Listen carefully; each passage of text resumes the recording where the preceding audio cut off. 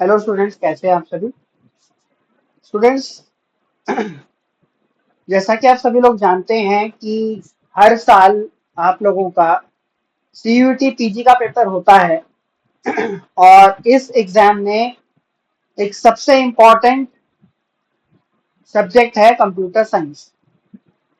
बहुत सारे बच्चे कंप्यूटर साइंस को लेके बहुत परेशान रहते हैं और उनके दिमाग में एक सबसे बड़ा प्रश्न आता है, क्वेश्चन आता है कि हमारे एग्जाम में क्या सिलेबस आने वाला है, हमारे एग्जाम में क्या स्ट्रेटेजी होने वाली है, हमारे एग्जाम में हमें क्या क्या पढ़ना है और क्या क्या छोड़ना है। तो इन्हीं सब चीजों को लेकर आज मैं आप लोगों के लिए आपका जो कंप्यूटर साइंस का सिलेबस है वो लेकर आया हूं। आज हम लोग कंप्यूटर साइंस के सिलेबस को डिस्कस करेंगे और देखेंगे कि कौन कौन सी चीजें आपके एग्जाम में आएंगी, कौन कौन सी चीजों से मैक्सिमम क्वेश्चन आते हैं और किस टाइप का पेपर आपसे पूछा जाता है एग्जाम में, किस टाइप के क्वेश्चन आपसे आप पूछे जाते हैं। तो देखिए, जैसे कि आप यहाँ पे देख पा रहे हैं, आपका जो कंप्यूटर साइंस का कोड है वो है एक तो आपका computer science and information technology. इसका एग्जाम है, अकेले सिर्फ कंप्यूटर साइंस का नहीं, computer science and information technology. और इसका जो कोड है वो है SCQ PO9। ठीक है, SCQ PO9 जो है इसका कोड है। अगर हम यहाँ पर बात करते हैं, थोड़ा सा इसके बारे में देख लेते हैं। यहां पर जो है एक छोटा सा नोट दिया हुआ है, ये भी जानना आपके लिए बहुत जरूरी है। इस नोट के बारे में मैं थोड़ा सा इसको बड़ा कर देता हूं ताकि आपको अच्छे से दिख पाए। एक मिनट रुकिए। अब ठीक है, अब आपको अच्छे से दिख रहा होगा।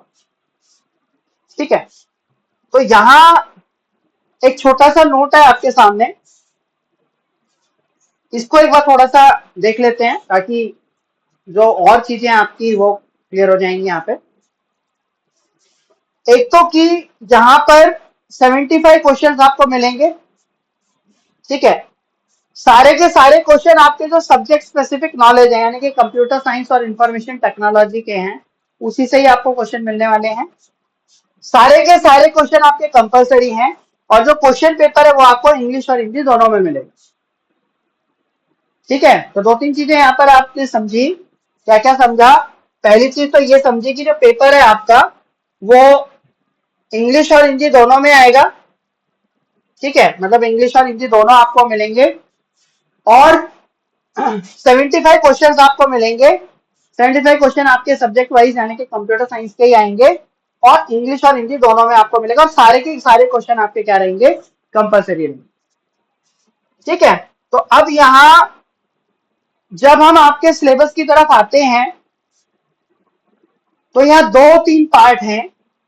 सबसे पहला पार्ट है वो है आपका थिंकिंग एंड डिसीजन मेकिंग। ठीक है, थिंकिंग एंड डिसीजन मेकिंग, जिसमें आपको क्रिएटिव थिंकिंग, उसके बाद में वर्बल रीजनिंग, ठीक है, फिगर और diagram, geometrical design and identification, section of related letters, word number, figures, मतलब ये वाला पार्ट आपका रीजनिंग का पार्ट है। कहने का मतलब रीजनिंग एक ऐसा सब्जेक्ट है जो हर एक जगह पे पूछा जाता है। ये जो पार्ट है आपका, ये पार्ट आपको हर एक कॉम्पिटिटिव पेपर में मिलेगा, हर एक एंट्रेंस पेपर में मिलेगा। चाहे आप सीयूटी पीजी का एग्जाम दे रहे हो, चाहे आप आने वाले टाइम पर किसी बैंक का पेपर दे रहे हो, चाहे आप कोई जो है एसएससी का एग्जाम दे रहे हो, या चाहे आप कोई टीचिंग का पेपर दे रहे हो, हर एक एग्जाम में रीजनिंग आपको मिलेगी ही मिलेगी। तो ये पार्ट आपके लिए बहुत ज्यादा इंपॉर्टेंट हो जाता है। और ये वाला पार्ट में रीजनिंग का मतलब क्या होता है? रीजनिंग, भाई आपने कभी 10th में 12th में तो नहीं पढ़ी होगी। आजकल तो खैर चलो सीबीएसई स्कूल्स वगैरह में कई जगह पे लगा भी रखी है। ठीक है, लेकिन पहले जब मैं पढ़ता था मैंने तो नहीं पढ़ी रीजनिंग, लेकिन मैंने कॉम्पिटेटिव एग्जाम दिए तो मेरे को रीजनिंग दिखी, वहां पे मिली। ठीक है, क्यों? क्योंकि रीजनिंग जो है उसके अलग अलग पहलू हैं। ठीक है, हालांकि मैं इस पार्ट पे इतना ज्यादा फोकस नहीं करूंगा क्योंकि ऑलरेडी रीजनिंग के बारे में आपको हमारी जो रीजनिंग वाली फैकल्टी है उन्होंने क्लियर कर दिया होगा, तो मैं इस पे ज्यादा नहीं आऊंगा, पर जस्ट ये बता रहा हूँ कि ये पार्ट आपका क्या है, रीजनिंग वाला है। ठीक है, आगे चलते हैं। अगले वाला पार्ट जो है ये वाला, ये मैथ का पार्ट है। ये आपने ये भी पढ़ा होगा, सेट थ्योरी है इसमें, एलजेब्रा है, कोऑर्डिनेट ज्योमेट्री है और कैलकुलस है। ठीक है, ये पार्ट भी आपने जो है, आपने जब ग्रेजुएशन करी होगी बीसीए वगैरह, तो वहां पर आपने इस पार्ट को पक्का पढ़ा होगा। ठीक है, मैंने जब एमसीए बीसीए करी थी तो मैंने भी इस चीज को पढ़ा था, सेट थ्योरी हमारे भी थी, एलजेब्रा हमारे भी था, कोऑर्डिनेट ज्योमेट्री हमारे भी थी और कैलकुलस हमारे भी था। तो वही चीज यहाँ पर आ गई, भाई कंप्यूटर साइंस में आगे बढ़ोगे, कंप्यूटर साइंस का पीजी का एग्जाम दोगे तो मैथ तो पढ़नी पड़ेगी। ठीक है, मैथ तो आएगी आएगी, तो मैथ से तो पीछे घबराना नहीं है। कई यूनिवर्सिटीज जो है वो बगैर मैथ के भी एमसीए करवाती हैं।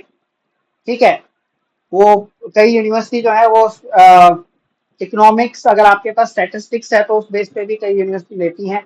कई यूनिवर्सिटी बगैर मैथ्स के भी एमसीए कराती हैं, कई यूनिवर्सिटी में कंपलसरी होता है मैथ्स। ठीक है, तो आप उसके अकॉर्डिंगली एक बार जो है वो कर लेना कि कहाँ पे क्या है, बाकी मैं तो आपको क्लियर कर ही दूंगा। ठीक है, और इम्पॉर्टेंट चीज और यहाँ पर और क्या है कि भाई ये जो मैथ का पार्ट है, ये आपने ऑलरेडी ग्रेजुएशन में भी पढ़ा होगा, इतना ज्यादा बहुत बड़ा मुश्किल पार्ट नहीं है। इससे जो है आपके जो क्वेश्चंस भी आएंगे वो भी इतने ज्यादा बहुत मुश्किल क्वेश्चंस आपको नहीं मिलने वाले इसमें। ठीक है, हालांकि थोड़ा सा लेंदी वो मिल सकता है कि भाई जो पर्टिकुलरली जो क्वेश्चन आपको देंगे वो मतलब स्ट्रेट फॉरवर्ड तो नहीं मिलेगा, क्वेश्चन के अंदर क्वेश्चन मिलके आपको जो है यहाँ पे मिल सकता है, बट इतना भी बहुत ज्यादा मुश्किल पार्ट आपको नहीं दिखने वाला है। ठीक है, अब बात करते हैं मेरे वाले पार्ट की, यानी कि कंप्यूटर की। तो कंप्यूटर की जो शुरुआत है वो होगी आपके ऑपरेटिंग सिस्टम से। सीधी सी बात है, ये ऑपरेटिंग सिस्टम जो है वो एक अहम पार्ट है आपके कंप्यूटर का। ठीक है, क्योंकि ऑपरेटिंग सिस्टम के बाहर तो कंप्यूटर अधूरा है, बगैर ऑपरेटिंग सिस्टम के तो कंप्यूटर चल भी नहीं सकता। पढ़ोगे क्या आप? मेन फंक्शंस पढ़ोगे ऑपरेटिंग सिस्टम के, प्रोसेसिंग के बारे में पढ़ोगे, थ्रेड्स पढ़ोगे, इंटर प्रोसेस कम्युनिकेशन के बारे में पढ़ोगे, कंकरेंसी के बारे में पढ़ोगे, सिंक्रोनाइजेशन के बारे में पढ़ोगे, डेडलॉक्स आ जाएंगे, सीपीयू शेड्यूलिंग आ जाएगी, इनपुट आउटपुट शेड्यूलिंग आ जाएगी, रिसोर्स शेड्यूलिंग आ जाएगी, डेडलॉक एंड शेड्यूलिंग एल्गोरिथम्स आ जाएंगे, फाइल सिस्टम आ जाएगा, बैंकर्स एल्गोरिथम आ जाएगा, डेडलॉक हैंडलिंग की चीजें आ जाएंगी, डॉस, यूनिक्स और विंडोज आ जाएगा। यानी कि एक तरीके से पूरे का पूरा आप ये लेके चलिए कि पूरे का पूरा पार्ट आपका एक तरीके से जो ऑपरेटिंग सिस्टम का, जो आपने ग्रेजुएशन में भी पढ़ाई होगा, ऑपरेटिंग सिस्टम सब्जेक्ट होता है ग्रेजुएशन में, उसी में से उठा के पार्ट आपको दे दिया। बट अगेन फिर वही बात, पार्ट सिंपल है लेकिन क्वेश्चन घुमावदार आपको मिलेंगे। क्वेश्चंस के अंदर आपको अलग अलग, एक क्वेश्चन के अंदर अलग अलग स्टेटमेंट मिल सकती हैं, उन स्टेटमेंट्स के अकॉर्डिंगली आपको आंसर देना पड़ सकता है। ठीक है, उसके बाद जो है आपका नेक्स्ट पार्ट है वो डाटा स्ट्रक्चर है। डाटा स्ट्रक्चर में एरेज हैं, उसकी एप्लीकेशंस हैं, स्पार्स मैट्रिक्स है, स्टैक है, क्यू है, प्रायोरिटी क्यू है, लिंक लिस्ट है, ट्री है, फॉरेस्ट है, बाइनरी ट्री है, थ्रेडेड बाइनरी ट्री है, बाइनरी सर्च ट्री है, बीएसटी जिसे हम बोलते हैं, एवीएल ट्री है, बी ट्री है, बी प्लस ट्री है, डाटा स्ट्रक्चर ऑफ सेट्स है, ग्राफ है, सॉर्टिंग है, सॉर्टिंग सर्चिंग एल्गोरिथम है, हैशिंग है, फंक्शंस है, रिकर्शन है। तो पूरे का पूरा एक तरीके से पूरी की पूरी डाटा स्ट्रक्चर की किताब, शॉम सीरीज की। ठीक है, ग्रेजुएशन में मैंने पढ़ी थी, पोस्ट ग्रेजुएशन में मैंने पढ़ी थी, तो एक तरीके से पूरी शाम सीरीज की किताब लगा लो आप, वो पूरी है। लेकिन अकेले किताब पढ़ने से नहीं होगा, करना क्या है, करना ये है कि इसमें इंपॉर्टेंट क्या है, जिससे सबसे ज्यादा क्वेश्चन पूछे जाते हैं। और क्वेश्चन भी सिंपल नहीं, क्वेश्चन भी वो क्वेश्चन जो क्वेश्चन एग्जाम के लिए हैं, एग्जाम में पूछे जा सकते हैं।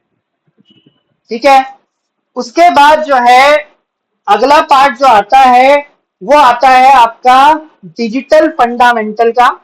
डिजिटल फंडामेंटल में डाटा टाइप्स हैं, नंबर सिस्टम है, नंबर सिस्टम कन्वर्जन है आपकी, फिक्स्ड पॉइंट रिप्रेजेंटेशन है, फ्लोटिंग पॉइंट रिप्रेजेंटेशन है, एरर डिटेक्शन है, कंप्यूटर अर्थमेटिक है जिसमें एडिशन सब्ट्रैक्शन मल्टीप्लिकेशन डिवीजन है, एल्गोरिथम्स है, डिजिटल कंप्यूटर है, लॉजिकल गेट्स आएंगे, बुलियन अलजेब्रा है, मैप सिंप्लीफिकेशन है, ठीक है, फ्लिप फ्लॉप्स है, सीक्वेंशियल सर्किट है, ये सारी चीज आपकी हैं।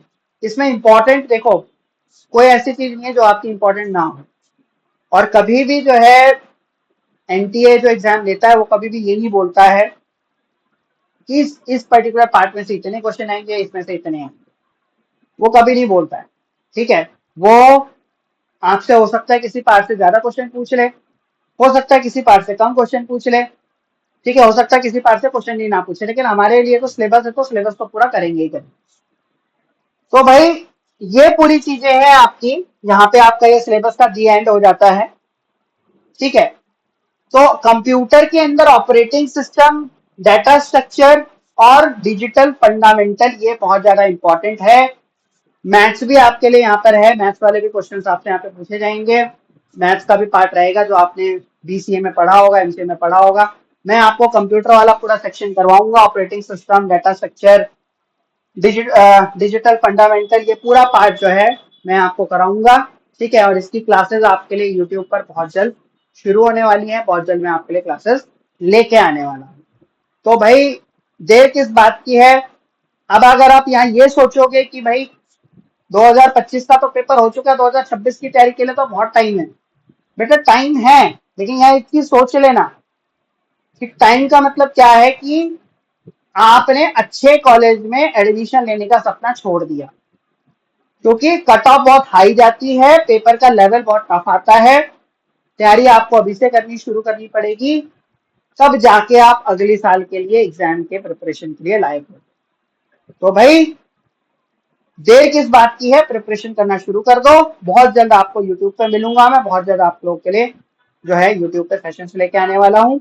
जब तक के लिए बने रहिए मेरे साथ। अगर फर्स्ट टाइम आप इस चैनल पे आए हैं, चैनल को सब्सक्राइब करिए, वीडियो को अगर अच्छा लगे तो लाइक कर दीजिए। मिलते हैं नेक्स्ट वीडियो में, take care all of you.